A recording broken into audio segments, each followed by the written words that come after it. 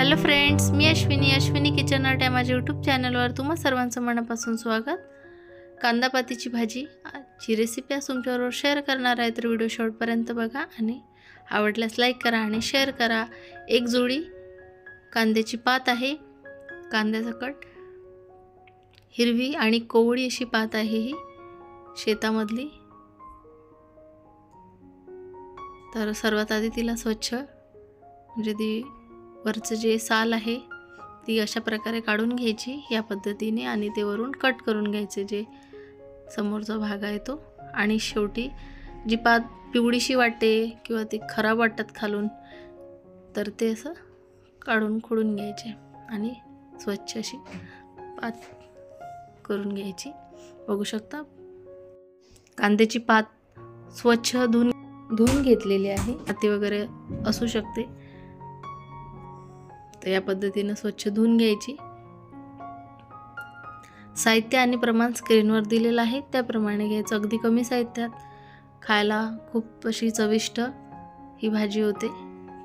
2 ते 3 चम्मच मुगाची डाळ 1 तास आधी भिजवत ठेवलेली। आता समोरचे जे कांदे आहेत ते असे कट करून घ्यायचे आणि नंतर जी पात आहे मागची राहिलेली ती अशी कट करून घ्यायची। एकदम बारीक कट नाही करायची, थोडीशी अशी मोठी ठेवायची, 1 इंच एवढी। या प्रकारे कट करून घेते। बघू शकता अगदी हिरवीगार अशी पात आहे कांद्याची। खायलाही खूप अशी चविष्ट होते, भाकरीबरोबर, बाजरीच्या भाकरीबरोबर, चपातीबरोबर, ज्वारीच्या भाकरीबरोबर अप्रतिम लागते ही भाजी।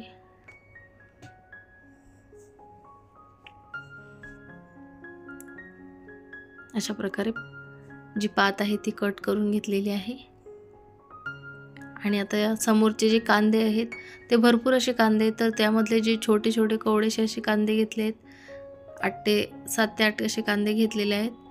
तुम्ही संपूर्णही वापरू शकता किंवा त्याची दुसरी भाजीलाही ते वापरले जातात, त्यामुळे ते फक्त मी 7 ते 8 हे कांदे म्हणजे जे वरचे पातीचा कांदा आहे तो घेतला आणि तो कट करून घेते असा बारीक।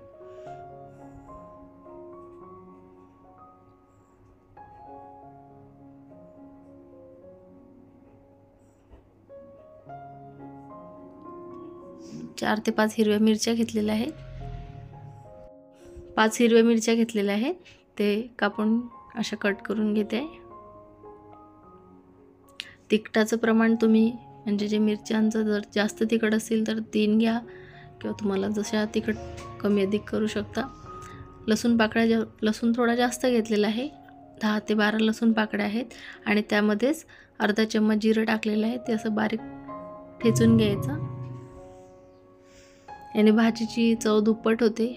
जिरा आणि लसूण असा कुटून घेतल्यानंतर त्या म्हणजे पातीच्या भाजीची चव खूप छान येते।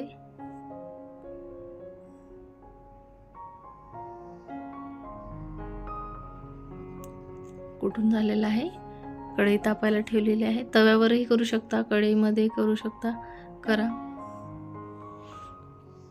2 माप तेल टाकलेलं आहे, तेल छान कडकडीत गरम झाल्यानंतर मोहरी आहे 1/2 चम्मच ती टाकले।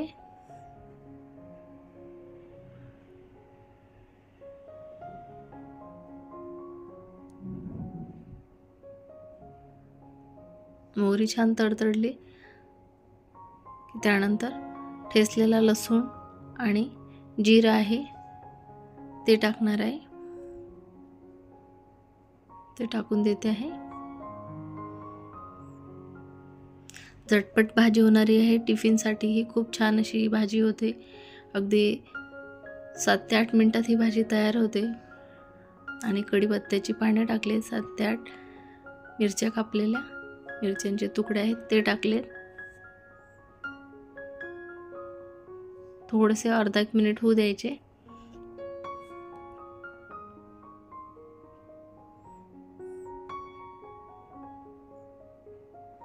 आणि नंतर जो पातीचा कांदा आहे समोरचा भाग तो कट केलेला तो टाकलेला आहे, हा थोडासा होऊ द्यायचा आहे।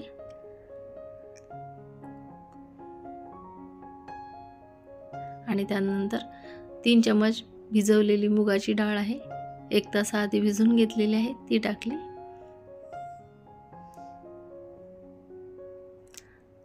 फिरून घ्यायचं.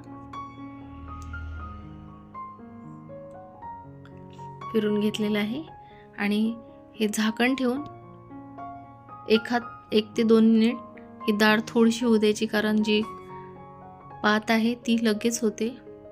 तर डाळ थोडी झाली पाहिजे, त्यामुळे 2 मिनिट ही गॅसची फ्लेम मिडियम ठेवून कमी मंद आचेवर 2 मिनिट होऊ द्यायचे. आणि 2 मिनिटानंतर चिरून घेतलेली पात आहे कांद्याची ती टाकलेली आहे.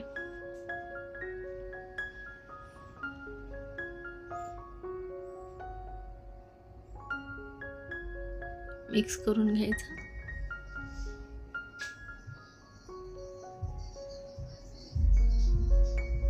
खायला अगदी चविष्ट आणि गावरान पद्धतीने, तर नक्की बनवून बघा. चवीनुसार मीठ इथे मी अर्धा चमच मीठ टाकलेलं आहे, तुम्ही चवीनुसार टाका. आणि झाकण ठेवून 2-1 मिनिट होऊ द्यायचं वाफेवर. त्यानंतर मिक्स करायचं. मीठ टाकलेलं आहे तर मिक्स करायचं. नंतर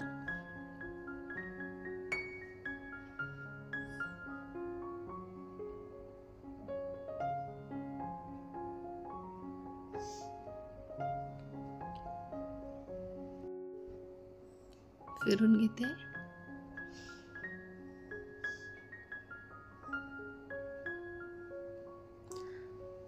कधीही कांद्याची जी पात बनवतो तेव्हा ती चिरल्यानंतर, म्हणजे जे कापून घेतल्यानंतर धुवायची नाही. ते जर कापून म्हणजे चिरून घेतली आणि त्यानंतर धुतली तर त्यामध्ये पाणी जास्त होत राहतं आणि ती मग गजगजीत व्यवस्थित अशी लागत नाही आणि खूप अशी पाणी हे होते. शिजवताना त्याचं पाणी भरपूर निघतं. त्यामुळे ते आधीच जेव्हा आपण त्याला स्वच्छ करतो तेव्हाच ते नळाखाली कांद्यासकट धुवून घ्यायचे आणि नंतर ते कट करायचे. तर बघू शकता याला अजिबातही असं पाणी सुटलेलं नाही आहे आणि होऊन गेलेलं आहे. 2 मिनिटानंतर पाहू शकता पुन्हा. तर आता 2 चम्मच शेंगदाण्याचा कूट घेतलेला आहे, भाजलेला शेंगदाण्याचा कूट तो टाकलेला आहे शेवटी आणि मिक्स करून घेते आहे.